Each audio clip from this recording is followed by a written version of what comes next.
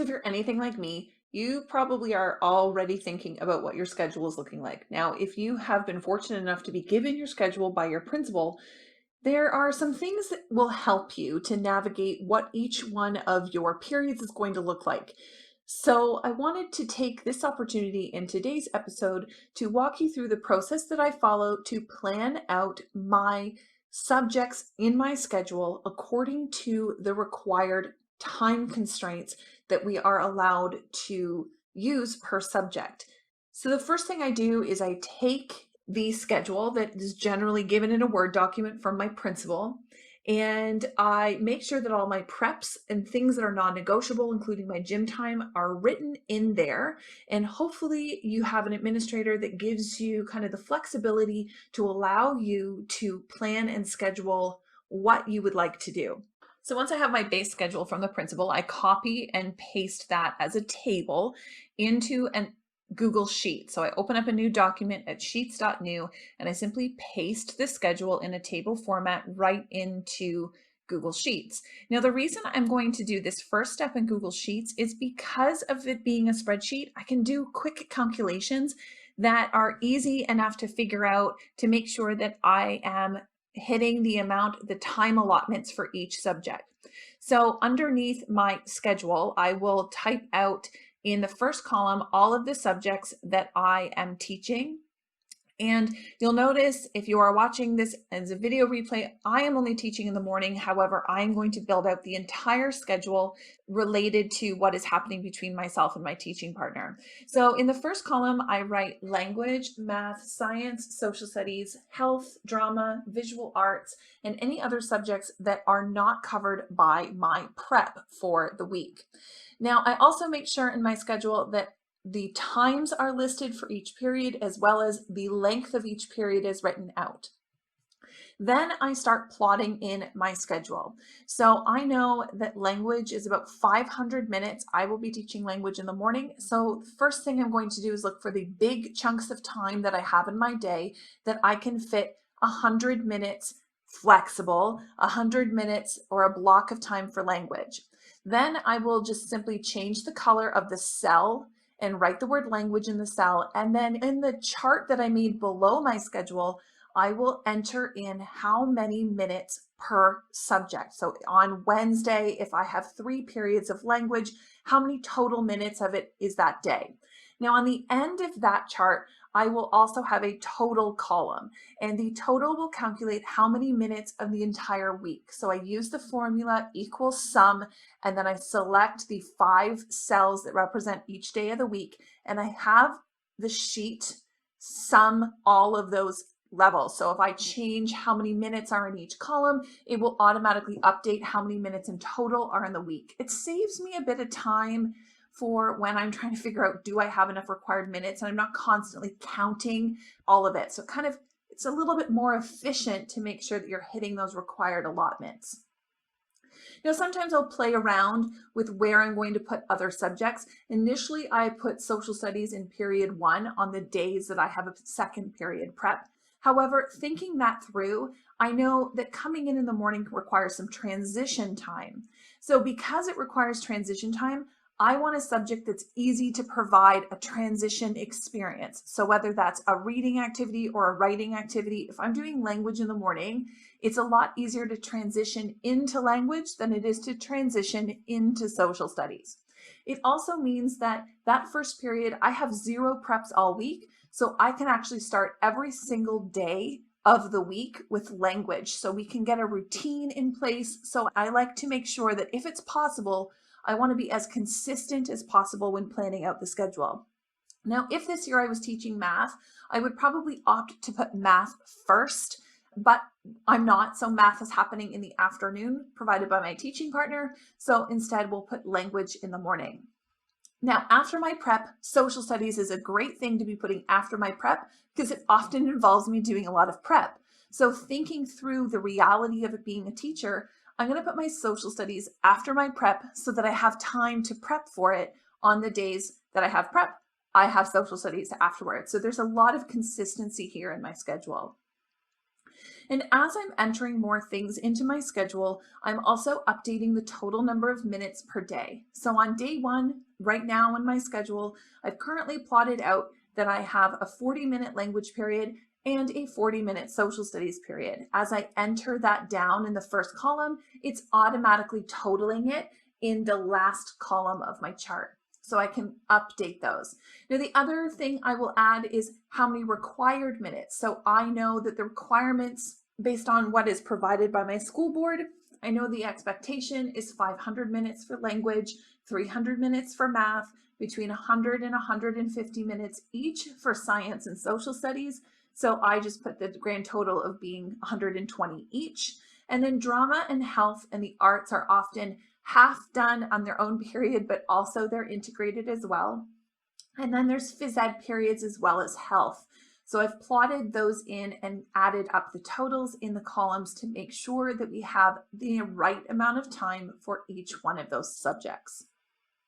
So in all honesty, it does require a little bit of playing around, but because you have your schedule up top that you can color code, as well as the chart below where you can total up the number of minutes per day per subject, and then grand total it for the end of the week to make sure that your schedule is in compliance, then this will help save some of that questioning or constant need to check whether or not if you change something or alter something or move something around in the middle of your planning, that this is going to impact how many minutes you have, and you can see it completely update as you change things. So you just have to make sure that your addition is there per day, and then it will automatically give you a grand total per week. So now that I have the morning planned versus where my language is, so on Monday, I have 2 periods of language which are split because I don't have an uninterrupted block of time. Then I have my social studies always after my prep, and I have interspersed the days that I have really long language. I have 120 minutes on Tuesdays and Thursdays for language. So my period 4, which is right after the first nutrition break, which is a 30-minute period, will have a 30 minutes of health and a 30 minutes of drama, where those are separate. Now I do plan on integrating health as much as possible into language. However, having a dedicated period, which can be used sort of as a flex period, is good.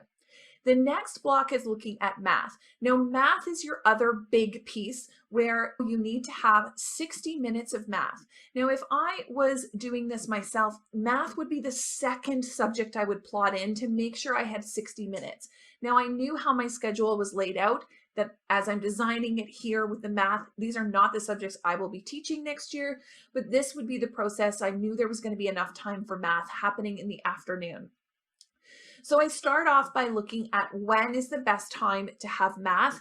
There will be a transition for students as they're transitioning teachers between the 30-minute period 4 and the 30-minute period 5. So there is a 70 block period of time in the middle section of my schedule where they can do 70 minutes of math. That gives the teacher, as we're transitioning, about a 10-minute buffer as well, so that you're still getting in those totals, but you're actually a little bit more for math, but it means that you're probably going to have a lot of time to actually get that full 60 minutes in. So because there is a gym period and a prep period on one of the days, we can't consistently make it every day, but from Tuesday to Friday, you can have a 60-minute math right after the teacher transition. That means that on Monday, we're going to need to put 60 minutes of math at a different time, but there is a block of time to be able to put math. However, if I'm looking at my totals for how many instructional minutes I currently have, that last block is an 80-minute block. However, I don't need to have 80 minutes of math. So I'm going to put 40 minutes of math, which is actually going to give me more time in my weekly schedule. And if the principal is going to be a stickler, what I would probably do is say I'm going to do 60 minutes of math and 20 minutes of science. Sometimes I put that I was going to do a double block, and that would be an 80-minute block of math. But when realizing that I also have to fit in visual arts and 3 science periods, I'm not going to have enough time to have that full 80-minute block of math on the first day of the week, so on Monday or day 1. So what ends up happening is I can split that block. It's 80 minutes. I can split it however I really need to, but it'll be a math/science block, and it will be 40 minutes of math and it could be 40 minutes of science. Now, it also means that I want a double block of science. I do actually really like double blocks of science because if you are planning on using experiments or inquiry, especially in your science program, having a double block of science can be really beneficial. So in this schedule, I have it available for me to do a double block of science instead of doing 3 separate blocks. And it also then gives me a double block for visual arts on Friday, which is always lovely to put visual arts in a double long block on a Friday afternoon. Although with our rotational day schedule, that Friday isn't always going to be a Friday. But it means that I now have a double block of science, a single block of science, so single block of science on the Monday, double block of science on the Wednesday, and a double block of visual arts on the Friday, because my prep and a gym period has already been scheduled on the Tuesday and Thursday. So I just need to update my totals and double check that I have met all of the requirements for the time. Now, in all honesty, there is a little bit less time for the arts in the schedule just by the nature of what is happening. However, those subjects can be integrated. So dance can be integrated into phys ed very easily. So it can be done during the phys ed period because you can cover aspects of the phys ed curriculum through the dance curriculum, as well as drama is easily integrated not only in its own separate period, but also can be used and marks can be attained for drama in both language and social studies. Music is a prep coverage for us. We do have a dedicated music teacher, and our allotment here is only 40 minutes, so there's nothing we can really do to change that. But it works out that most of our scheduled time meets the required, especially the mandated 500 minutes of language and 300 minutes of math. When you stick to those mandated minutes, it does make your time teaching a little bit more balanced. If you have a wonky schedule where it's not always 100-minute chunks, you can play, or by using this Excel spreadsheet, you can play around with the levels and how much time you're spending. It also means you can evaluate whether or not you are heavy in one subject or not heavy in another. For instance, originally when we first got these schedules, my mornings were also assigned to be teaching not only health and drama, but also visual arts. But by laying it out like this, I realized that I wouldn't have the time I needed to dedicate to all 3 of those other subjects. And my other half teacher would have those. So she could meet her mandatory minutes and she would have extra minutes. So armed with that information, I was able to go back to my principal and present my case as to why I wanted a balance between the other subjects that we were teaching. So the kind of prep coverage subjects or the arts subjects, to make sure there was a bit more balance between our schedules so that we'd meet the mandatory minutes. And that was graciously accepted.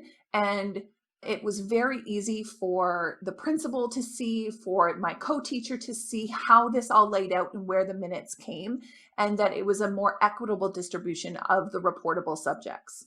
So the other thing I added to my total charts in terms of hours was I wanted to add up the arts as a arts total, since those are provided as a total value according to the reportable subject minutes. So what I ended up doing is, again, using the same formula of equals sum, and then in brackets, I just selected the cells that I wanted to add together, put the closing bracket and hit enter. And it's a really easy formula that will add up the cells you want them to add. So as things change in your weekly time allotment, it will automatically update the totals. So you're not constantly trying to figure that out, because once you have the form set up, then it's done. So this is the guidelines that I use. This is where my school board provides the number of minutes and the guidelines for how many minutes each subject is. So integrated literacy, it does cover. My argument is always that social studies and science should not be included fully within those 500 minutes of language. There should be dedicated times, and yes, you can actually cover language expectations in social studies. Media oral language is an excellent way to cover language expectations in social studies. However, social studies should have, and science for that matter, should have dedicated periods that are just for those. There is a lot of allotted time.